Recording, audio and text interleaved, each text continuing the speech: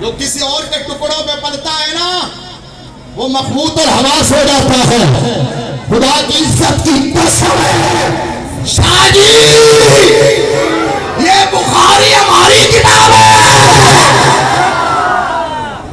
सारी जिंदगी बुखारी के हवाले देते रहे हो,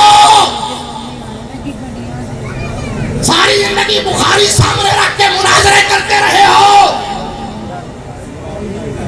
अब कच्ची रोटी और पक्की रोटी उठा के फिरते हो। पहला नंबर किसका? मेरी आवाज कम हो ताकि आपकी समझ आए मुझे। पहला नंबर किसका? वो बाबा जी नहीं बोले, बाबा जी को समझाओ नाले बोलन। पहला नंबर किसका?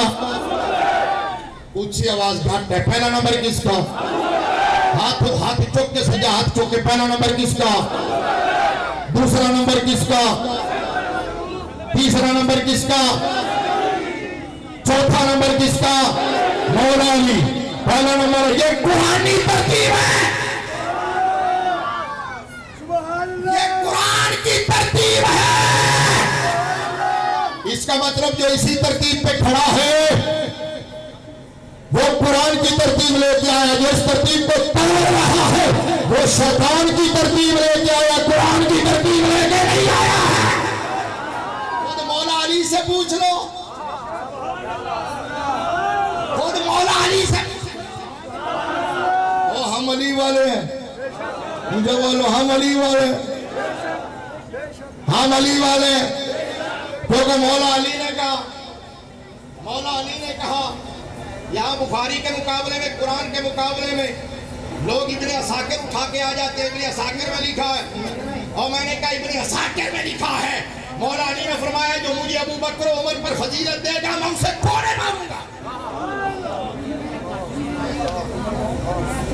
फरमाया मैं कोड़े मारूंगा उसे, मुझे जो अबू बकर उमर पर फजीलत दे। अबू बकर को इतना हल्का समझ नहीं आया तुमने? मौला अली से पूछो। अली पाक आप बताओ पहला नंबर किसका? मैंने कहा मौला अली आप बताओ। सही बुखारी शरीफ पहली जल्द सफा नंबर 518। 9 वकील जिम्मेदार है। मैंने कहा ये बुखारी हमारी किताब है। शाहजी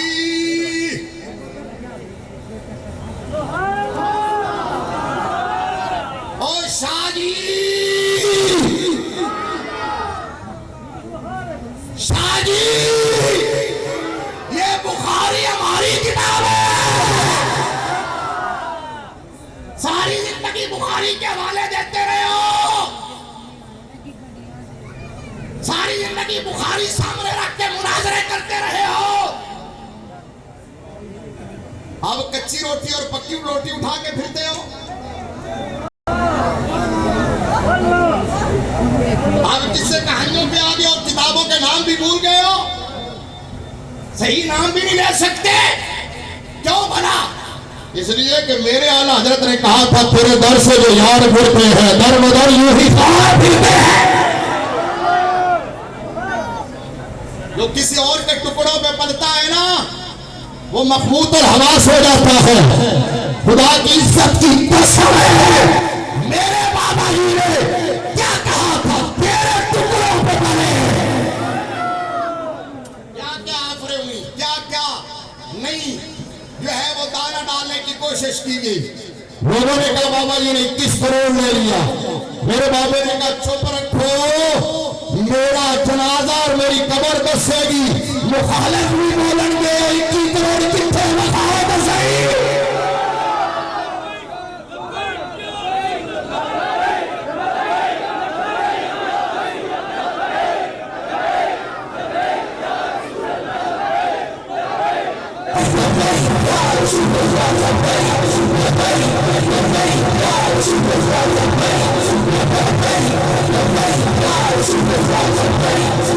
जो मेरे नबी के दीन से वफा करता है, जो मसलक के अहले सुन्नत व जमात से वफा करता है, जो फिक्र रज़ा से वफा करता है, वो ताताली हजवेरी के मसलक से वफा करता है, उसे दुनिया में भी और आखिरत में भी यूं इज्जत मिलती है जैसे मेरे रब ने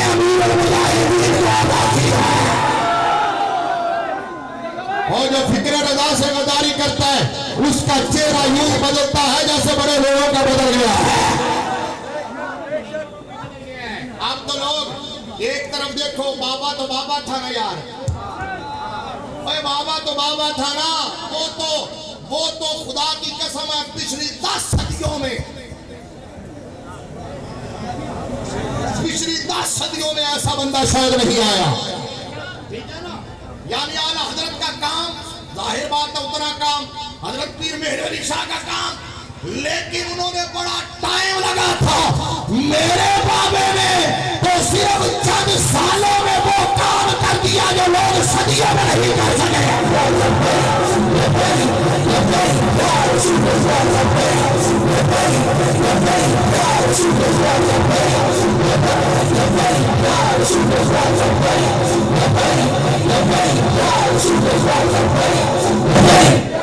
और जिंदगी में तो लोग अपना इश्तिहार छापते हैं।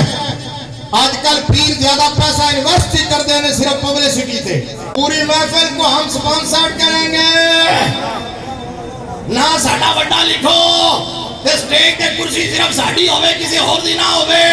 फिर हटो बच्चो होती है कि कहां से ले गए, फिर वहां टाउट छोड़े जाते हैं जो इंतजार करते हैं कि कितने बंदे हो गए, हम आए के ना आए। लेकिन इसके बावजूद जिंदगी में तो शायद कुछ ना कुछ उन्हें शोहरत मिल जाती है, आंख बंद होती है, सारा कुछ खत्म हो जाता है, लेकिन असल इज्जत और शोहरत वो है जो दुनिया से जाने के बाद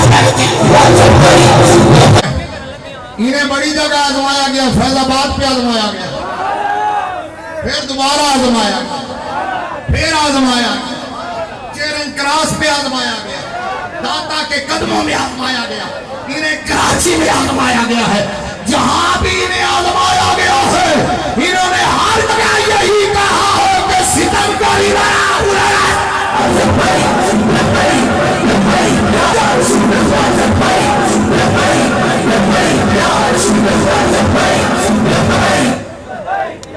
अब तुम्हें पता नहीं है, तुम्हारे पास ये रिपोर्टें हैं, तुम्हारी एजेंसियां रिपोर्ट दे चुकी हैं। ये जुमला मेरा गौर से सुनना, तुम्हारी एजेंसियां रिपोर्ट दे चुकी है। सिर्फ तुम्हारी नहीं, इंटरनेशनल जो एजेंसी है आलमी साम्राज्य को बता चुकी है। वो सर पकड़ के बैठे, वो कहते हो जिंदा रजवी शायद इतना खतरनाक नहीं था जितना दुनिया से जाने के बाद खतरनाक हो गया।